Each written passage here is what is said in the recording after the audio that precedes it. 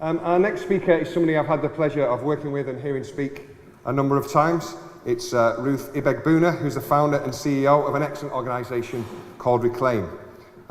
Ruth built on a successful teaching career to develop innovative strengths-based work which enables working-class young people to soar.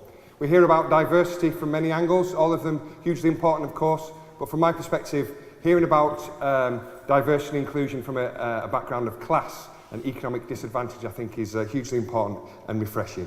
Ruth is a Close Social Fellow and a Ashoka UK Fellow, and was listed in the Sunday Times as one of the 500 most influential people in the UK. We're about to see that with her presentation. Ladies and gentlemen, please welcome Ruth Ibegbuna from Reclaim.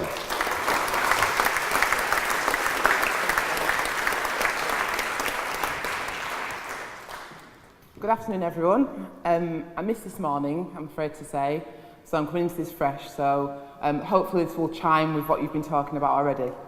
I've been asked to come here today to talk to you a little bit about representation and diversity across Greater Manchester. And for those people who've known me 10 minutes will know that these are two issues that are very close to my heart. I've been given 8 minutes, which is ridiculous for me talking about these issues, but I will do my best. So, for those who don't know Reclaim, Reclaim was started exactly 10 years ago today. It's our anniversary. I've taken some time out of our celebrations. And Reclaim was founded on the belief that there are young people with talent in all communities, especially in working class communities who are left on the margins and are not brought in. We don't encourage them to soar enough as we should. And as an ex-teacher, I felt very much that I should be doing more to encourage those young people to develop their leadership potential. We believe that actually leaving those young people on the margins means that we are wasting hundreds of thousands of young people's talent and opportunity. And although I am not from Manchester, I've been here a long time now, I consider Manchester home, and I want to see that we do something different in Manchester, that we do something better. Because actually we think that young people have lived experience of issues that are so pertinent and so important, and then as adults we come up with the solutions for them.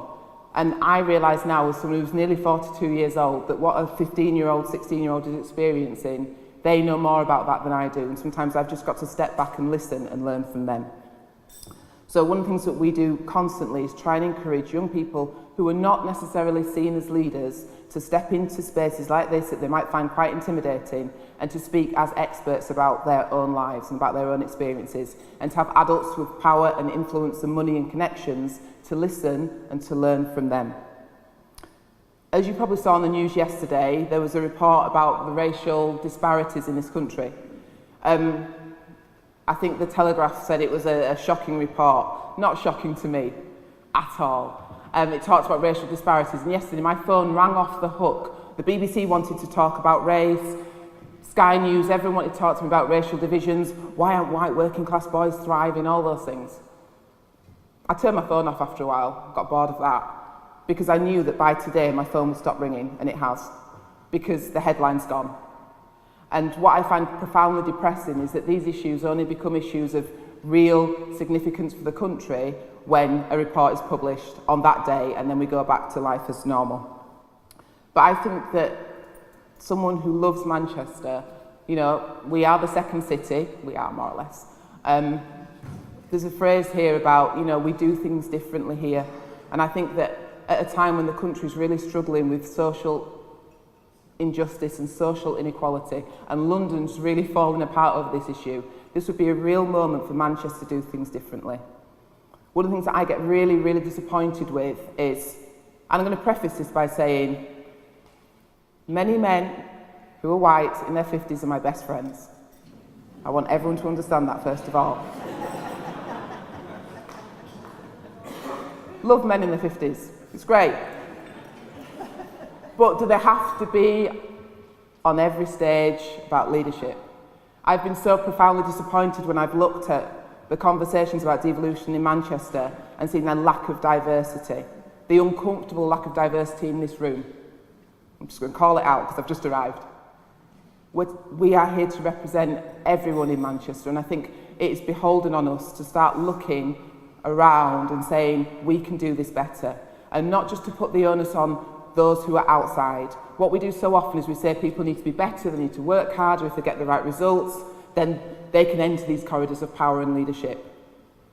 Actually, it needs to be a bottom-up, top-down approach. And if those young people are getting the results and those people are trying hard, are we opening up spaces for them to come and thrive? How are we recruiting?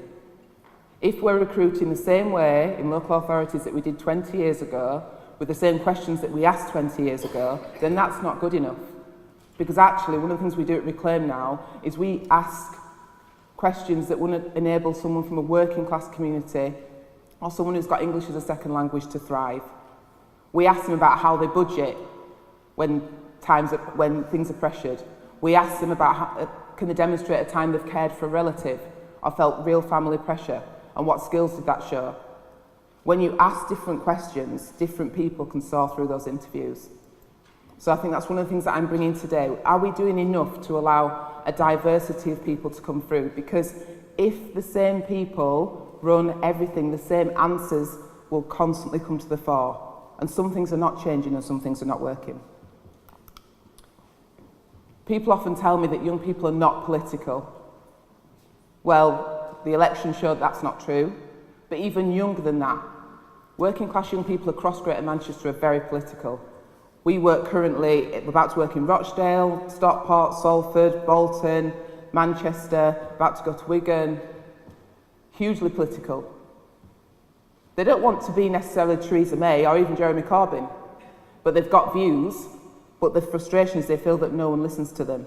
And they also feel that the structures that are set up for young people, so youth councils, everyone thinks youth councils are great, but a lot of young people feel that those structures are set up to carry on with more of the same, to ensure more of the status quo, to train young people to be the councillors and MPs of the future. And the young people are saying, society's not working for us, we want to disrupt this, we want to change this, we don't want to be more of the same. Are we listening to their voices? One of the things that we do constantly at Reclaim is we encourage our young people to realise that they are the experts in their own lives and they deserve to be heard. We also say to them that you have the solutions to some of our most troubling and pressing social issues. This is Frances. I have permission to use her photo. She knows I'm speaking about her today.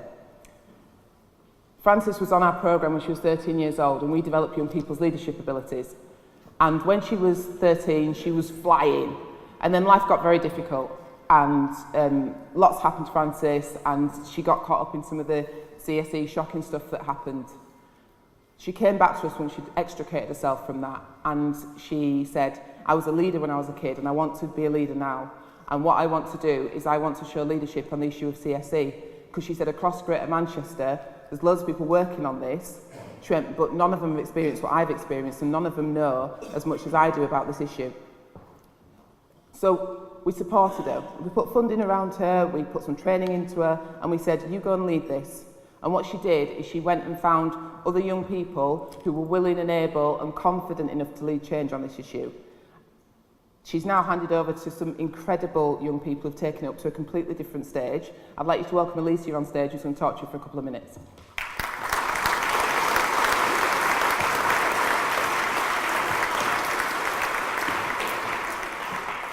Hi everyone. Oh, can you hear me? Yeah.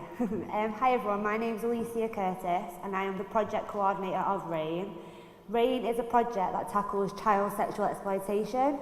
Now, the way RAIN does this is we use our own experiences.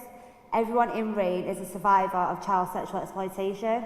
We feel that RAIN is meant to be run by survivors because we know that we are the experts. We can train and educate professionals like police, social services, teachers and young people themselves, and that's what RAIN has been doing over 6 months. We've been working with police and social services to deliver workshops that are survivor-based, so we use our experiences and our tasks that we have had to overcome to be able to give them better knowledge on how to deal with other young people that are in these situations. RAIN is so important because there's no other project out there that is survivor-led. We were the ones that experienced child sexual exploitation and we should be the ones that take that and run with it. We know how hard it is to go through these situations and what needs to be done to protect other young people out there, and that's why RAIN does what it does. We also are having a conference in January that is called Power Not Pity. We believe that survivors should be given power to do something about what they experience and change society's views on it. So in January, we will be holding a conference with a lot of professionals to show them that survivors can come together and make a stand and change the way that people look at CSE.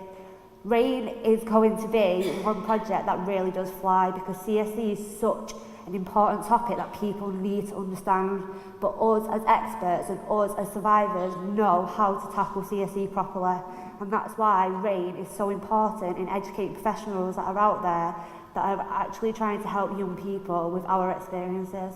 Thank you very much.